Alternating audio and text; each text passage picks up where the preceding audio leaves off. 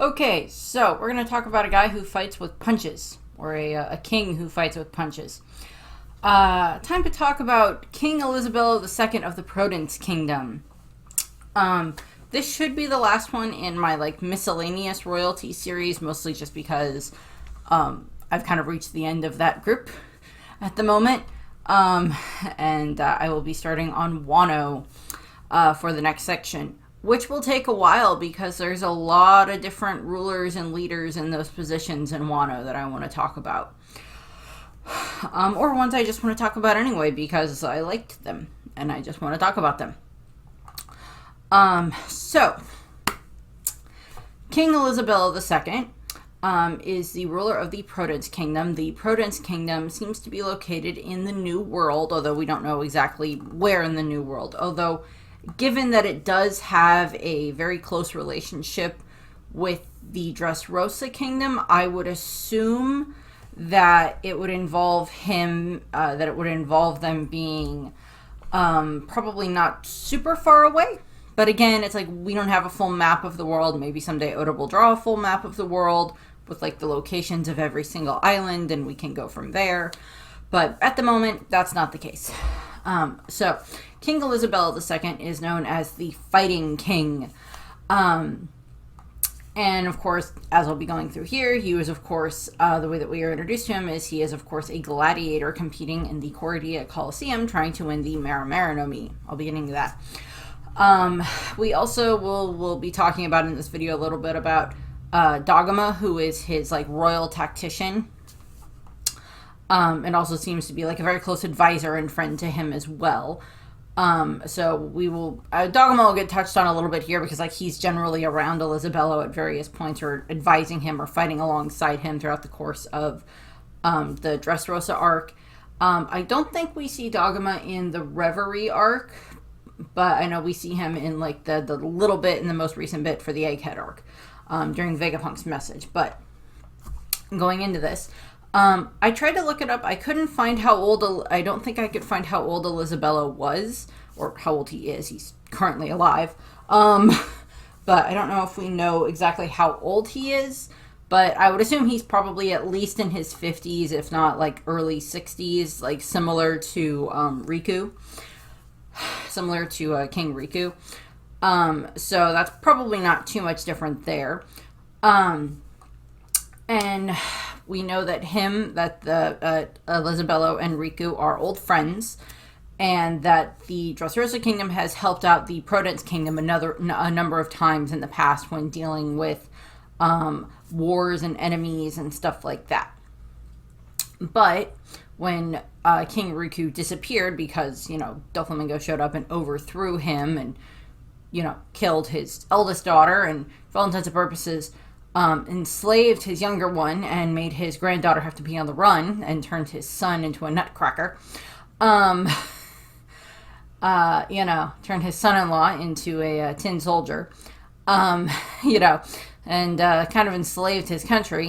He kind of disappeared after that. And then, so the Prodence Kingdom had a little bit of trouble after that.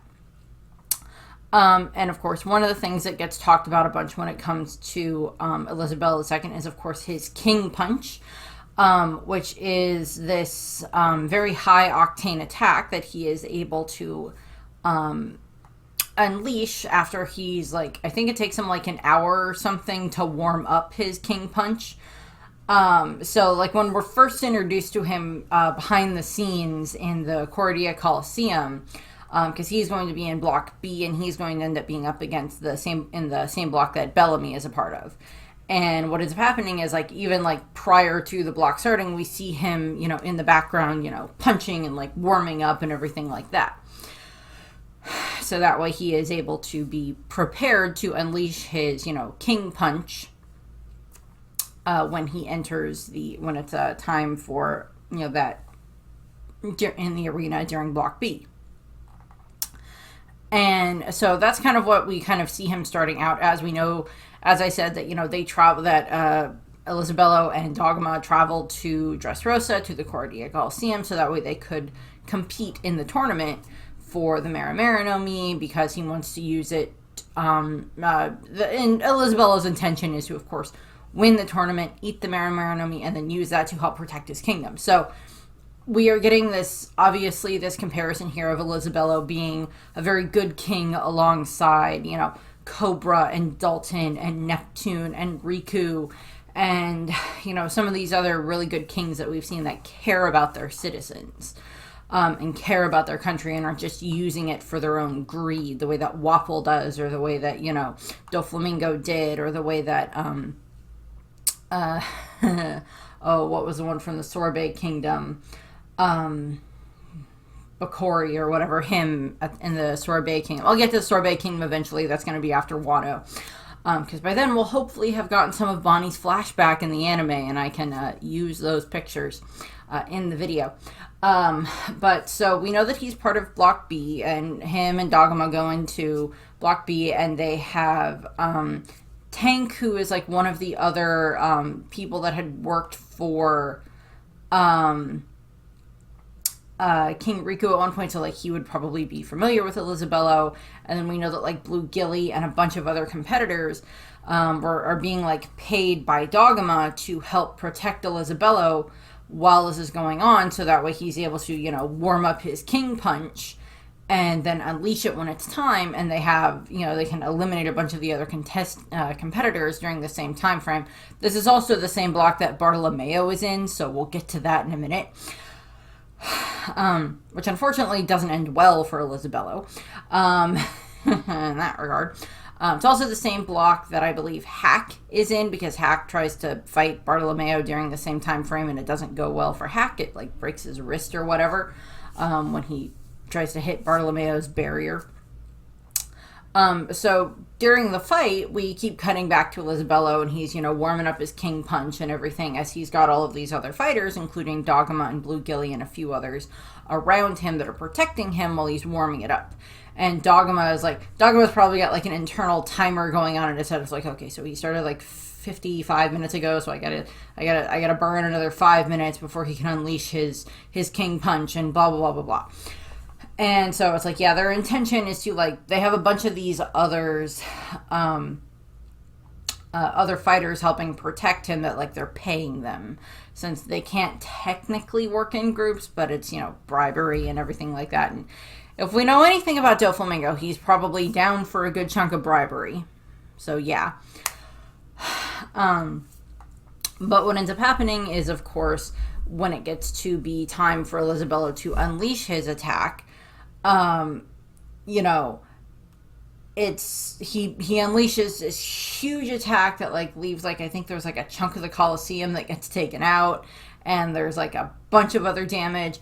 Pretty much most of the other competitors have been knocked out and knocked unconscious in some form, or knocked into the water, just from the blast that his punch let off.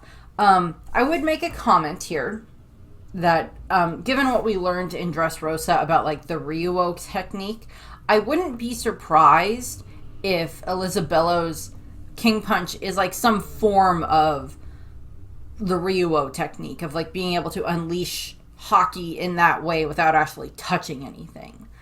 Without actually making contact with your fist or your foot or your weapon or whatever against the enemy. The King Punch for Elizabello might be something like that, and maybe if he trained with, like, Hyogoro, he could, like, cut down however long it takes him to build up his King Punch.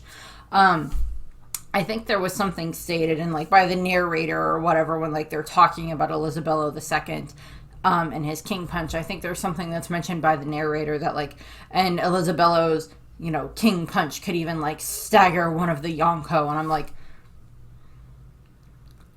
maybe, I mean, like, it might at least, it may not, like, stagger them, but it might make, you know, Big Mom or, like, Shanks doesn't seem like he's gonna, like, pick a fight with Elizabello, but, like, I don't know, maybe he'd let Elizabello give him the attack head on and see what Shanks would do with it. Same thing with, like, Big Mom. Kaido probably wouldn't be all that affected by it. Blackbeard might take some pause with it. depending on stuff. Buggy would definitely be hurt by the king punch. So if we're talking about Yonko like Buggy, then yeah, he'd be hurt by the king punch. That'd be true. Luffy would probably be fine with it because it is. I don't know if by technicality it would be considered a blunt force attack, but like if it is a form of hockey being used in the punch, then that would affect Luffy. But, you know, I don't know. But unfortunately, even though the King Punch does a huge amount of damage to like everything around them in the Colosseum, it doesn't knock out Bartolomeo. And that's because Bartolomeo just like activated his barrier fruit to protect him when the King Punch went off. And he subsequently just, you know, has it activated, and then he just like, because Elizabello II is like he's so drained from going through and building up the King Punch that he's just like very easily taken out by Bartolomeo, and just knocked out by his barrier crush. So that results in Bartolomeo is the one that wins Block B. Bellamy got knocked out as well during all of this time frame. Blue Gilly got knocked out. Blue Gilly will come back later. He's, you know, part of the gladiators that, you know, help Luffy and everything. And of course, we all know what Bartolomeo ends up doing. But so, you know, they're kind of, you know, working on that.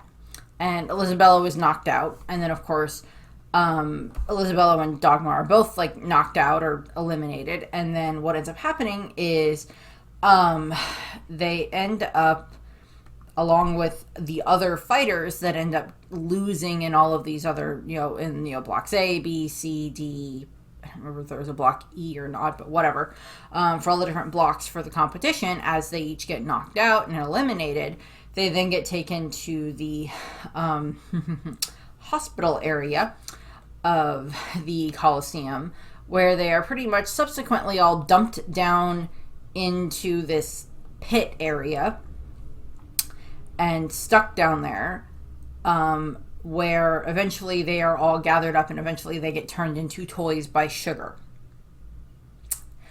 So while that's happening, while Elizabello is down there, Dogma is down there as well, and they end up finding Riku. And this is where we're introduced, you know, where it's like Richie, who was, you know, the one of the other gladiators that got knocked out. He ends up down there, and you know, he reveals that he is Elizabello II, or that he is King Riku Dole III, and Elizabello is just like, oh my god, you know, what happened to you? He's overjoyed to see his old friend again, and he hugs him, and he's just so happy to see him, and he talks about like the past, that like the bond between the Prodence Kingdom and the Dressrosa Kingdom in the past. And Dogma is kind of like, sir, I know that you're happy to see your old friend, but what about all of the rumors that came out about the stories that were published in the paper about what happened here 10 years ago? And Elizabello is very hesitant to believe these rumors because, like, he's known Riku for however many years, and has like Riku slaughtering his own citizens and trying to make them bring him money and everything like that does not sound like something that his friend would do.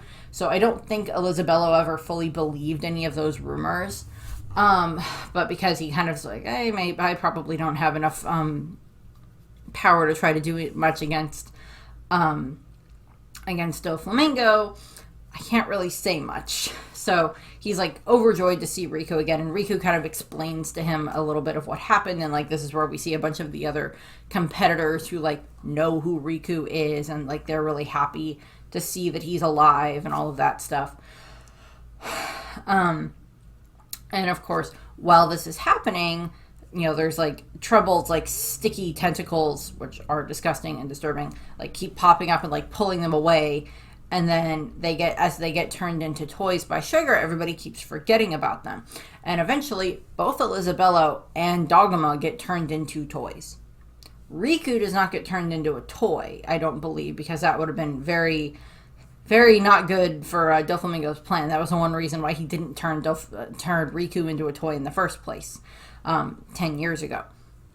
But eventually, Elizabello and Dogma are both turned into toys. Elizabello gets turned into, like, I think a pig-looking toy, and Dogma kind of looks like Kermit, in all honesty.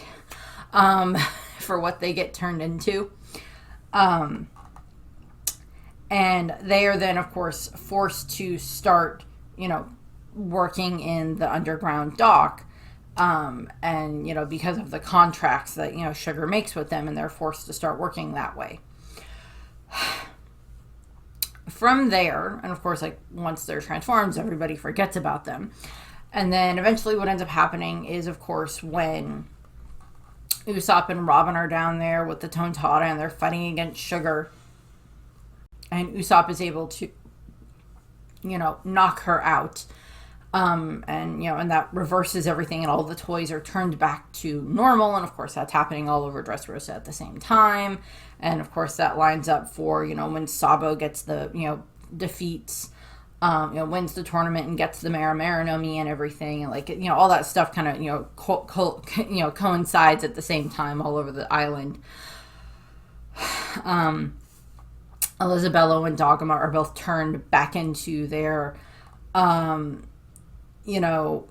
back into their regular selves, along with all of the other competitors. That would end up being like the gladiators that help Luffy, Hyrudine and a bunch of the other ones.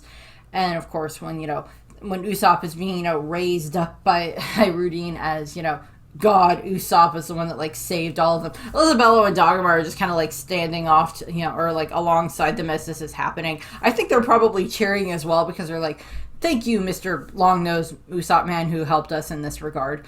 Thank you. I'm glad I'm not a stuffed pig or a stuffed, frog anymore. Thank you.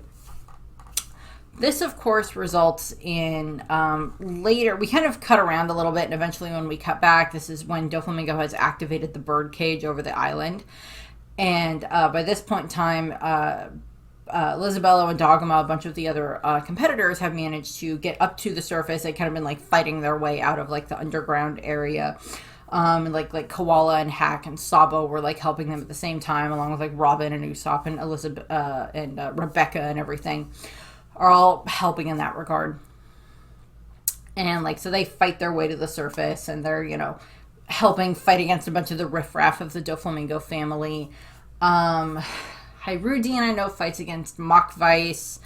Bartolomeo, of course, fights against Gladys. And of course, like, the others are, some of the others are fighting against, the other, officers within the Doflamingo family. What ends up happening is, when the bounties are posted, which include, Usopp's and the others, what ends up happening is Dogma, I think, makes an offhanded comment about like trying to catch them for the prize money, which Elizabello just like scolds him about, like, we are not capturing the dude who just helped turn us back into humans and the people who are trying to help my friend. So it's just like he scolds Dogma for that, which is just kind of funny. And eventually, like, Elizabello, like, I think he meets up with, like, Luffy and Law and Zoro and, like, ends up helping them and, helps, and is helping, Riku and everything in that regard. And eventually what ends up happens is we have, like, the moment where they have, like, Luffy and, I think it's Luffy and Law Luffy is trying to keep Law away from Doflamingo while they're trying to find the key. For the cuffs and everything like that. So it's like that whole big chase sequence that's going on all over Dressrosa. And of course, we have it that like Elizabello and Dogma, along with all of the other gladiators that are, the Chincha family and Hyrudine and, Idio and Cavendish and like all the other ones, are all like working alongside Luffy and his group in order to fight against, all of the different Don Quixote family members, pirates, all of that stuff, all the riffraff and all of that, along with all of the others who are actually genuinely trying to take Luffy's head. Luffy or any of the others' heads. And what ends up happening is, of course, there's a moment where, like, they're fighting against Pika, and I think it's Elizabello and Chinchou work together to, like, shatter Pika's hand as he's trying to attack them. Is like one of the things that happens later on. I believe there is. I know that Elizabeth helps out when Zoro is fighting Pika, because like Zoro knows that he's gonna be able to like track down the piece that like Pika is in and like take Pika out that way, but to do that, he's going to need to have someone be able to like destroy all of the rubble so it doesn't like land on top of the city and cause a bunch of damage. And so what ends up happening is this coincides for when like Orlumbus like throws Zorro. I made the comparison that like he, Wolverine Marvel fastballs Zorro across Dressrosa, and Zorro, hits Pika and, manages to defeat Pika. But of course that means like the rest of Pika's body that's made out of stone is like falling to the ground useless. So what he does is he has, Elizabello has like, I don't think he has like a full powered King Punch because he wasn't able to keep it going. He wasn't able to like warm up as long as he did before, but he has like at least a semi warmed up version, and he releases that, and that like doesn't like quite vaporize all of the rubble from Pika, but it destroys a good chunk of it. So that's very helpful. So that like prevents a bunch of that stuff from, landing on the city. So that's helpful. There's other bits where, Elizabello, like we cut back to Elizabello and he's kind of watching on the King's Plateau alongside Riku, I think, when a bunch of this stuff is happening. I do believe that Elizabello ends up fighting against...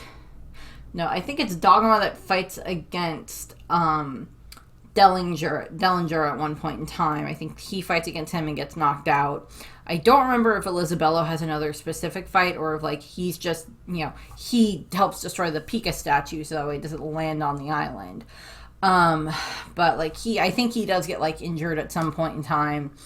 And eventually what ends up happening is when Machete uses her healing powers to heal a bunch of the injured, Elizabello is one of the ones that's, is like healed up and better and everything alongside a bunch of the other gladiators. And then they're like, take out the rest of the Doflamingo pirates, but then they also, or the Don Quixote pirates, but then I think they're also like pushing against the birdcage while, to, try to slow it down as it's coming in, as it's closing in around them. And Elizabello is like part of that group that's, trying to stop the birdcage, and Dogma is part of the group as well. And eventually, it's like they listen, and, Luffy is able to defeat Doflamingo, and that destroys the birdcage, so they're doing a lot better. They're able to, like, okay, Doflamingo was defeated. Or they're just like, okay, I am done. I believe that after that, I think Elizabello and Dogma are part of the group that like go and stay at the castle, at the Dressrosa castle. I think they stay there along with a bunch of the other gladiators, while Luffy and Law and the others that are like his group are off at like Kuros's cabin. So, and Elizabello is not one of the ones that like has to isn't one of the ones that is like has to like flee the country because like he's a king and like he was helping out an ally in the form of Riku, and Elizabello is actually one of the ones who like encourages Riku to take up the mantle of king again, of the king of Dressrosa, because there's still a lot of good that he can do. And so Elizabello is like part of encouraging Riku, so it's, that's very good there, that's very helpful there. I'm trying to remember if Elizabello is involved in trying to help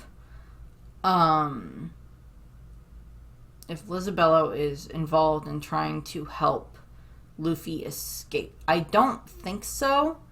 But just like Riku, Elizabello is aware of the fact that like Luffy is an ally. Luffy is a good pirate. Him and his crew are good people because he just watched as they helped free Dressrosa, and like he got to talk with some of them at various points in time.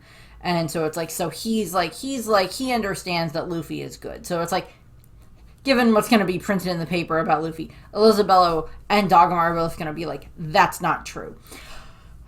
Luffy did not do that. Luffy did not try to kill Dr. Vegapunk. That can't be true. We know him well enough that he wouldn't do that type of a thing, given the information. But Elizabello was one of the kings that is like an ally of Luffy. Not like an out and out ally, but like, given the way that the world's probably going to turn on its head soon, he might be coming out as an out and out ally of Luffy, in that regard. And of course, we don't know the exact location of the Prodence kingdom within the New World, as I said. So I'm not going to say that the Straw Hats are going to end up on the Prodence kingdom, but like, I don't know, something might happen. We'll see what happens. He might be one of the people that shows up as an ally. But I'll get to that one. I'll get to that at the end of this. So yeah, Elizabello was part of the conversation with Riku to encourage him to take the throne again, and to like maybe one day give it to Rebecca instead. I don't think he's involved in helping Luffy and the others escape Dressrosa, but we know that him and Dogma return to the Prodence kingdom and, head back home. After that, then we have, of course, the Zoe arc, which is, of course, going into Reverie, where we don't see too much. We know that, like, Dogma or Elizabello is, contacted by Riku, and is like, hey, let's be part of an envoy together to Marie Joie and everything like that for the Reverie. And they're just like, okay, so they can just share the same Marine escort. From there, we have it that going into the Reverie arc, that Elizabello and Riku are just like on the deck of the ship, just like playing cards.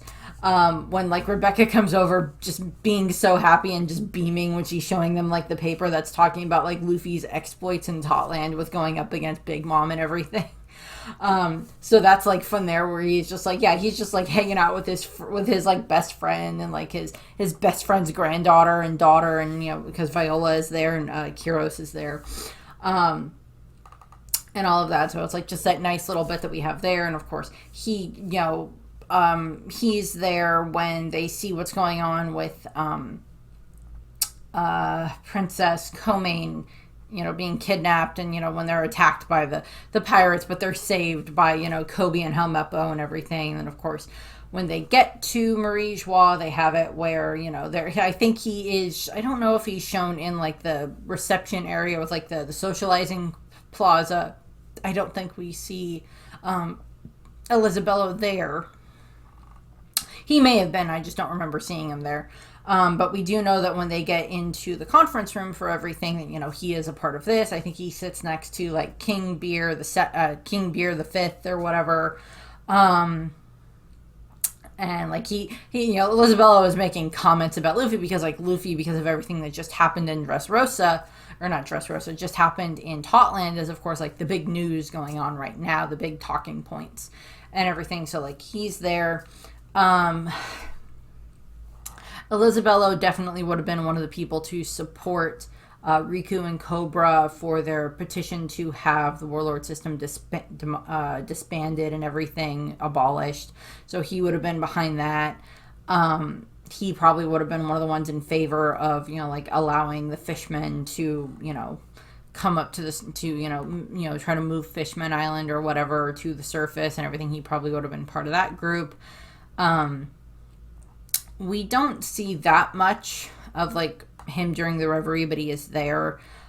He was probably very concerned with the fact of Cobra's death, because he himself, okay, so we don't know how long Elizabello II has been a king, but given the fact that he's, as I said, he's probably in at least his 50s, if not 60s. I don't think they ever state how old he is.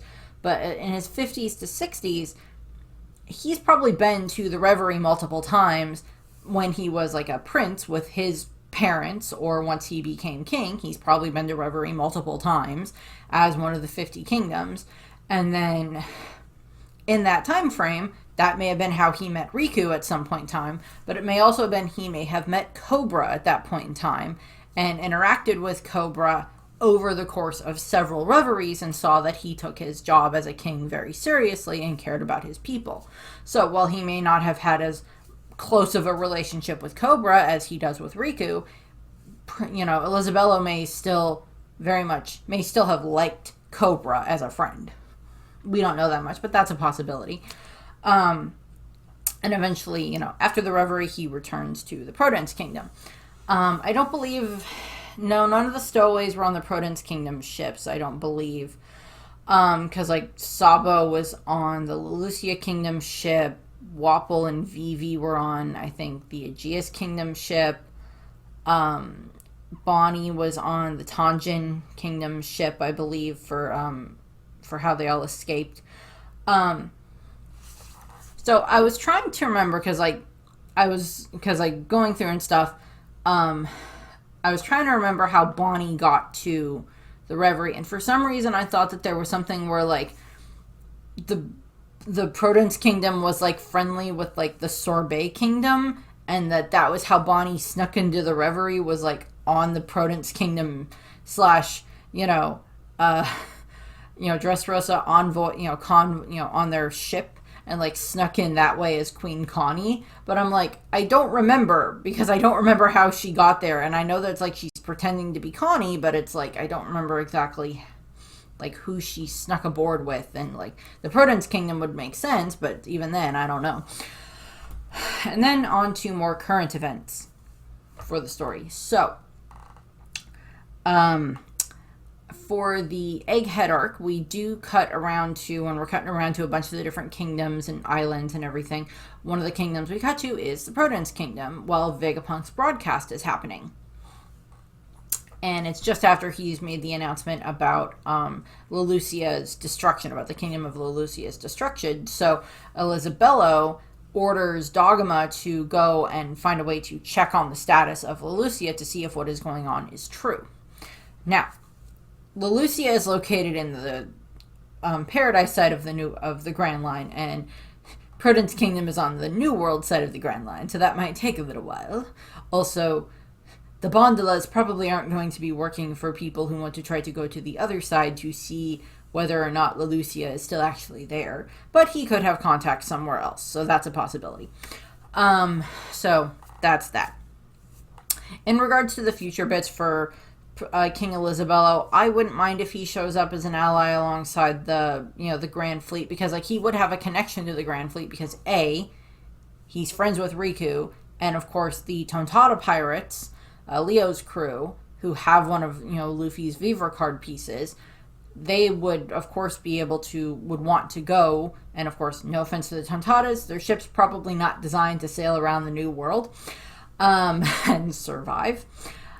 So they would have to have, like, the Dressrosa military go with them, and if anything, the Prodence Kingdom military, along with Elizabello and Dogma, might be part of, like, a group that goes and is like, they announce their allegiance with the Straw Hats to the world, like, because they know that Luffy would not kill Vegapunk, and that might lead to something where they're like, no, we're not part of the world government anymore, screw you, we're fighting with Luffy.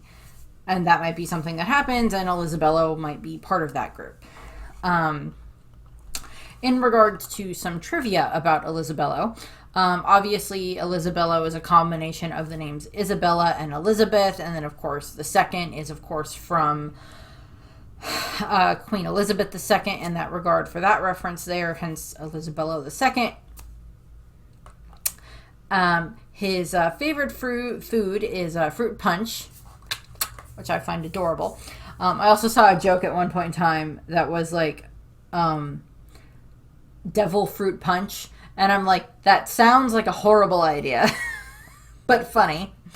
And a good marketing scheme, just as long as it doesn't taste bad. But the other thing that is like a bit of trivia about him is I was looking up who his voice actor was. And his voice actor, Andy Mullins, has also played two other One Piece characters. He has played Don Krieg, way back in the East Blue, and Wapol. I believe he still voices Wapol for the English dub. But like, so I like that joke that he's played two very different types of kings, with being Elizabello, one that very much cares about his people, and then Wapol, who just does not, who is just horrible. So, it's like I like that he's like, and I mean, like, that happens in One Piece a lot. Like, I just rewatched Film Gold, and the same guy that voices Tesoro in Film Gold is the same guy that voices Orochi. And I'm like, okay. I hadn't realized that until then. I'm like, yeah, I thought Orochi's voice sounded familiar. He's Tesoro. Yeah, that makes sense. Um Goes from being the voice of a movie villain to being the voice of one of the major villains of one of the arcs, of like one of the longest arcs in One Piece. So there you go, dude. Good job. So that's what I have for Elizabello II. As I said, this is the last one for the miscellaneous kingdoms. And I will be moving on to the Wano Kingdom videos after this for history and rulers and all of that stuff, which will take a while.